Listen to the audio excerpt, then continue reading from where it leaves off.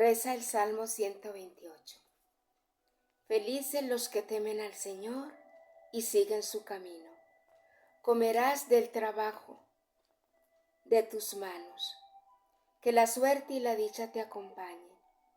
Tu esposa será como vid fecunda en torno a tu mesa. Tus hijos serán como brotes de olivo en torno a tu mesa. Así serán las bendiciones otorgadas al hombre que teme al Señor. Gloria al Padre y al Hijo y al Espíritu Santo, como era en el principio, es ahora y siempre, por los siglos de los siglos. Amén. Siempre he dicho que la razón de la belleza del mundo es la familia.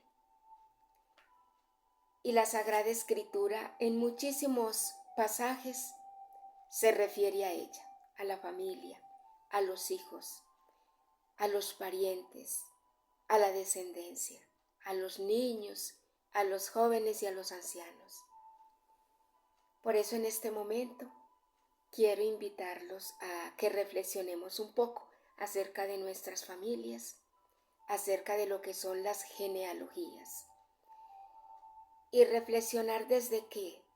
Reflexionar desde ese hermoso pasaje que nos muestra la Sagrada Escritura en el Evangelio de San Mateo y que a veces nosotros no entendemos mucho, porque cuando nos habla el Evangelio de San Mateo de la genealogía de Jesús, son una cantidad de nombres raros que nosotros poco entendemos o poco sabemos de esos personajes, pero que también la Sagrada Escritura nos ilustra a través de ellos.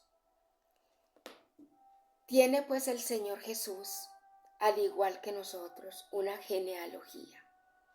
Vamos a ver cómo el Padre Eterno se las ingenió para que Jesús, que iba a tomar una carne, una humanidad como la nuestra, también tuviera una descendencia precisamente en ese área de la vida, en el área humana, en nuestra humanidad, en nuestra carne. Él quería compenetrarse completamente con nosotros. Y desde Jesucristo puede el Padre hacer ese instrumento a través del cual Jesús pueda sentir como nosotros sentimos, caminar como caminamos por este mundo material, enfrentar dificultades, enfrentar situaciones, incluso enfrentar también nuestro propio pecado, porque también Jesús en su ser de hombre le tocó negarse a sí mismo, tomar la cruz y empezar a caminar como cada uno de nosotros en este mundo. Enfrentar las dificultades, enfrentar la escasez, enfrentar la abundancia, enfrentar la alegría y también la tristeza. Quiso pues el Padre compenetrarse completamente con nosotros a través de Jesucristo hecho hombre, sintiendo como nosotros sentimos. Y entonces, en su plan divino, en su plan maravilloso, le acomoda también una genealogía, una descendencia al Señor Jesucristo. Etimológicamente, la palabra genealogía significa nacimiento, raza o descendencia. Entonces es el estudio de las razas, de las descendencias y de los nacimientos. Cuando a nosotros nos hablan de nuestros antepasados, a veces nos hablan de rasgos, de cómo una habilidad artística que tuvieron nuestros antepasados, ahora uno de los miembros de nuestra familia también la puede tener.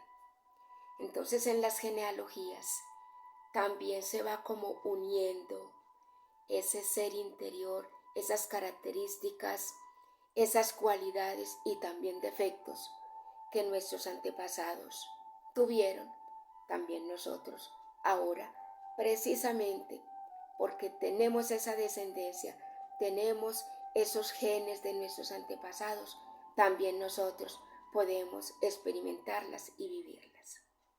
Miremos entonces cómo Dios nuestro Padre es tan hermoso, que quiere que Jesucristo viva y experimente todas las situaciones que nosotros también experimentamos.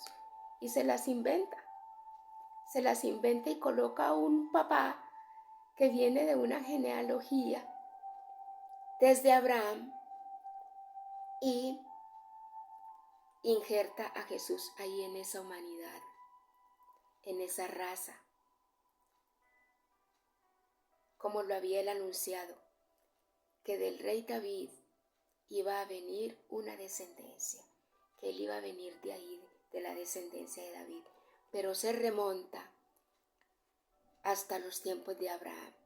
Y dice la palabra de Dios en el primer capítulo del Evangelio de San Mateo, que fueron 42 generaciones que pasaron, 14 y 14, 42 generaciones en las que se fue infiltrando ese hermoso Salvador que se llama Jesús. Esas genealogías, ¿dónde desembocan? Desembocan en José, que viene siendo el padre adoptivo de Jesús. Y ahí es donde se injertan esas 42 generaciones en la humanidad de Jesús. Con ese papá adoptivo que el Padre Eterno le coloca a José y a la hermosa Virgen María. Sabemos que la Virgen es criatura. Es una criatura muy especial, donde el ángel, cuando la saluda, la reconoce como una mujer llena de gracia. Una mujer llena de gracia. Yo creo firmemente y a ciegas en el dogma de la Inmaculada Concepción. ¿Por qué? Porque Jesús iba a venir sin pecado y tenía que estar en un vientre que estuviera libre del pecado, que no estuviera contaminado con la mancha de la oscuridad del pecado. Por eso dice muy lindo el Catecismo de la Iglesia Católica en el numeral 490. Para ser la madre del Salvador, María fue dotada por Dios con dones a la medida de una misión tan importante. Claro. Recordemos que toda nuestra descendencia trae también, como les decía ahorita, unas características de nuestros antepasados. Y la principal característica es el pecado, la concupiscencia. Esa inclinación que nosotros tenemos al pecado. Pues si la Virgencita hubiera tenido su vientre manchado, iba a manchar a quien en la carne se estaba desarrollando en ese vientre. El ángel en el momento de la anunciación la saluda como llena de gracia. En efecto, para poder dar el asentimiento libre de su fe al anuncio de su vocación, era preciso que estuviese totalmente poseída por la gracia de Dios, purificada.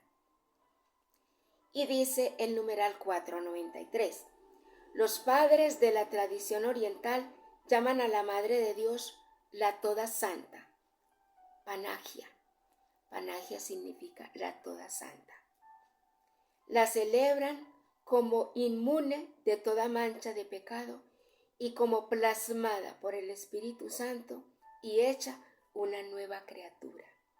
Por la gracia de Dios, María ha permanecido pura de todo pecado personal a lo largo de toda su vida. Miremos pues cómo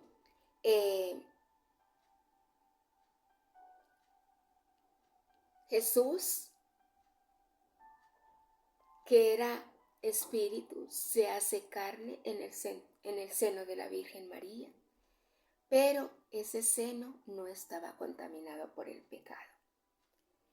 La genealogía de Jesús termina en José, y ya sabemos que José no tuvo nada que ver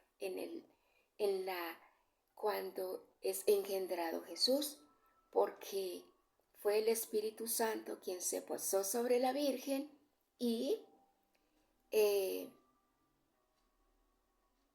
así se forma Jesús, sin participación de un humano en la línea paternal, en José, pero sí con la participación humana en la línea maternal, que es la Virgen María, y que venía libre de pecado, porque como nos dice el magisterio de la Iglesia,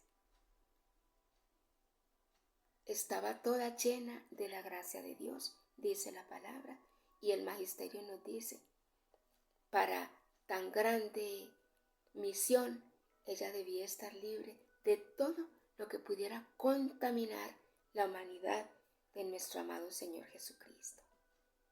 Por eso cuando hablamos de todos estos hombres y mujeres de la genealogía de Jesús, sí, son todas personas paganas, pero eso no quiere decir que por la sangre de Jesús corra sangre pagana.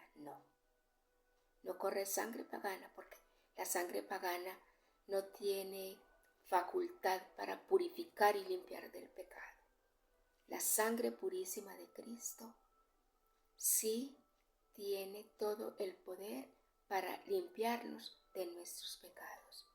Se injertó adoptivamente en la genealogía de todos estos antepasados que nos habla el Evangelio de San Mateo, pero no hay participación humana en esa genealogía, en la formación humana de Jesucristo, nuestro Redentor. Lo humano, como les digo, depende de la Virgen, y la Virgen estaba purificada de toda mancha. Es lo que llamamos el dogma de la Inmaculada Concepción. Miremos entonces que la Virgencita estaba de todas formas muy unida al plan del Padre, preservada desde siempre. 740 años antes de que naciera Jesús, ya el profeta Isaías 7:14, la anunciaba como esa mujer virgen que estaba embarazada y que iba a dar a luz a un varón que iba a llamar Emmanuel, que significa Dios con nosotros. El profeta Miqueas también predicó su mensaje 721 años antes de Jesucristo, y nos dice algo muy hermoso el profeta Miqueas 5,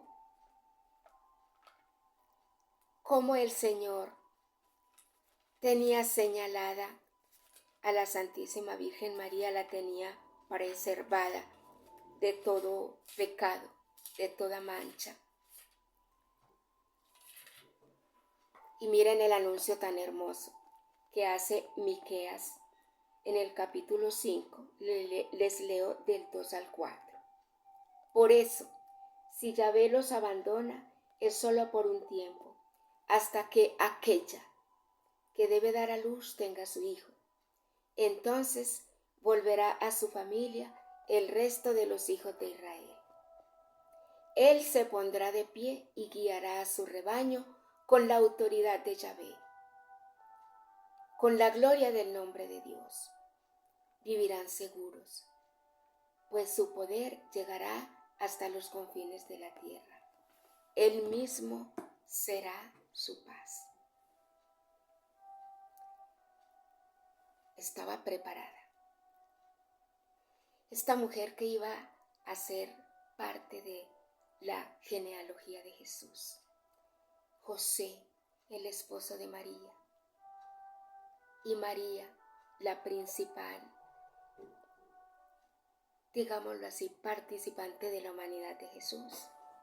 Esta parte de esta genealogía de Jesús estaba preservada, purificada, llena de gracia, por ese plan divino que estaba gestando el Padre Eterno, para volver a reconciliarnos con Él, porque a través del pecado estábamos separados de la gloria de Dios, como dice el Espíritu Santo a través del apóstol Pablo en la carta a los Romanos. Hay una canción que con mucha ternura le hicieron a la Virgen, que se llama La Fe de María, y esta canción dice: ¿qué hubiera pasado si la Virgen dice que no? Yo, Tilia Amparo, pienso que con este plan que tenía el Padre ya organizado, la Virgencita nunca hubiera dicho que no. Era el Kairos, era el tiempo de Dios, cuando el evangelista Lucas nos dice que en el 6º mes Dios envía a ese ángel con una noticia para la Virgen. Si leemos el texto, vemos que por ninguna parte el ángel le está como pidiendo un consentimiento a la Virgen. Él llega con una noticia puntual y le dice: alégrate llena de gracia, el Señor está contigo.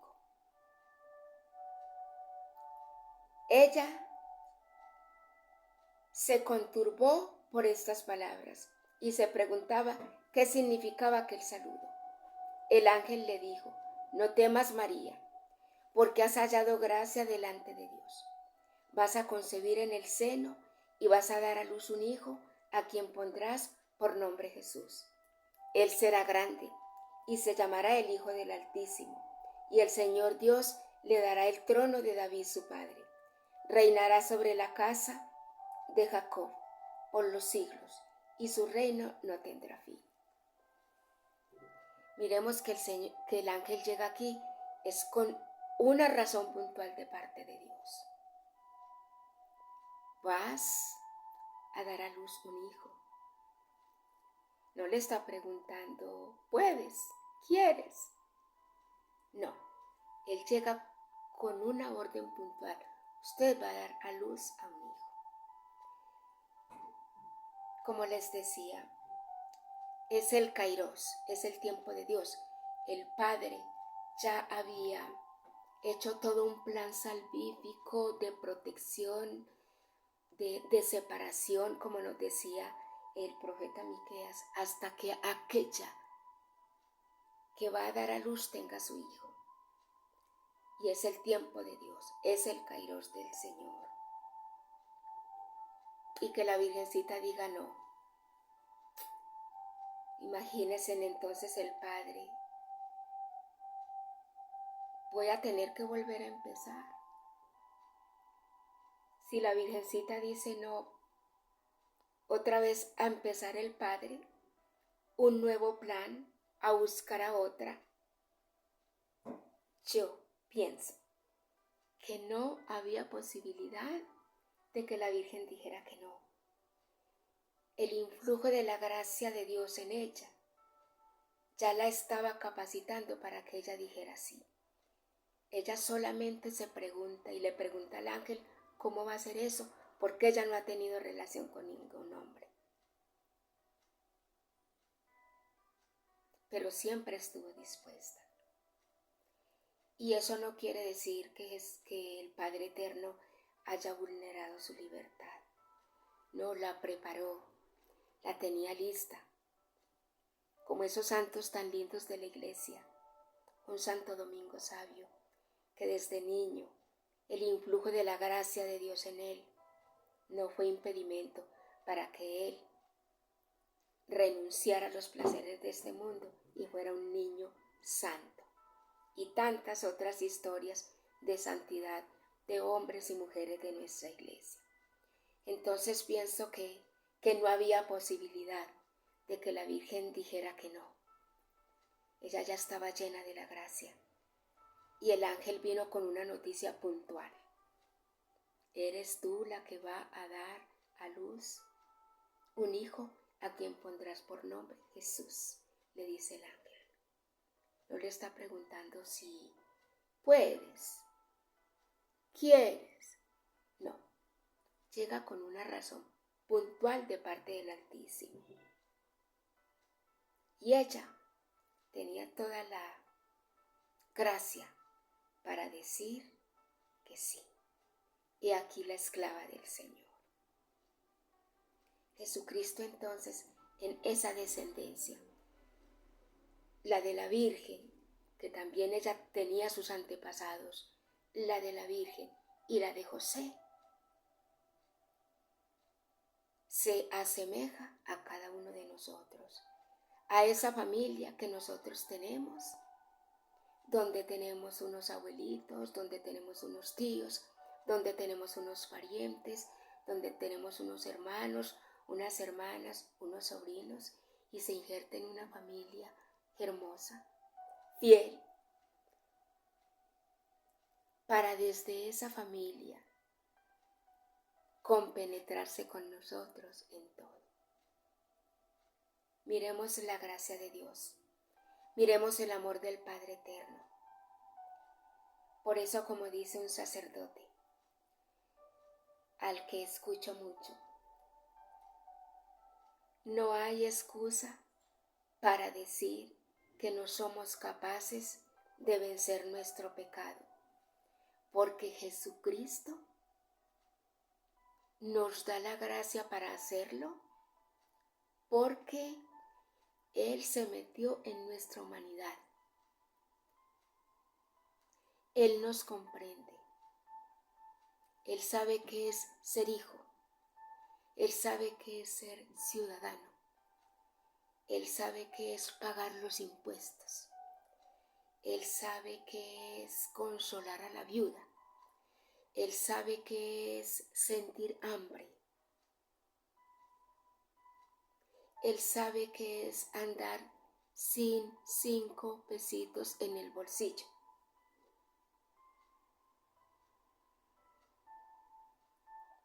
Por eso se metió en nuestras genealogías. Y así como se metió en esa genealogía desde Abraham, hombres y mujeres pecadores, hasta llegar a José, que dice la palabra de Dios que era un hombre justo. Pues así Él está dispuesto en este tiempo y siempre a meterse en la historia de nuestras familias pecadoras y redimirnos. En este tiempo le cantamos mucho al Señor. Ven, Señor, y no tardes. Él hace mucho tiempo que vino.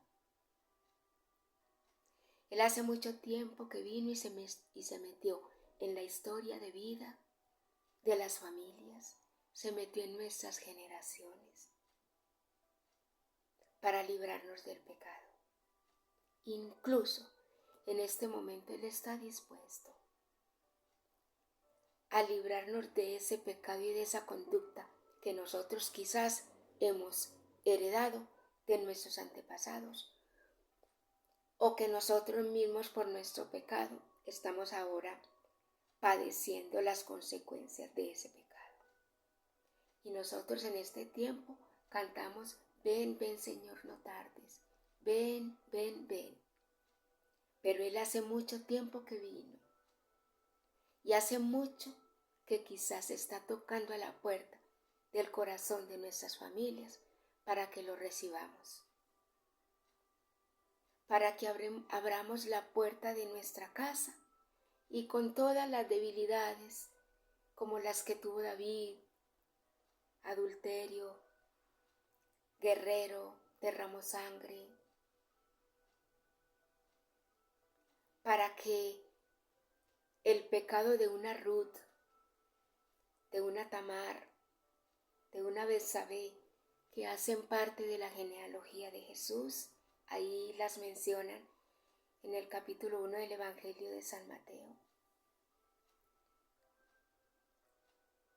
venga y se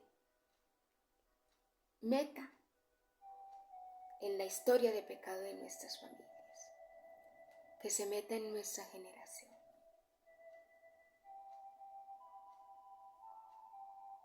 Él no tarda. Él hace mucho que vino. Somos nosotros los que tenemos que abrirle la puerta de nuestra casa.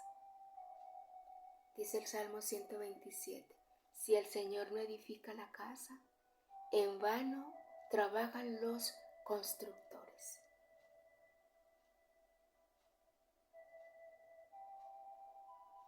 Él ya vino. Él está tocando a la puerta. Y a Él no le importó el pecado de Abraham, de Isaac, de Jacob, de Tamar, de Ruth, de Manasés.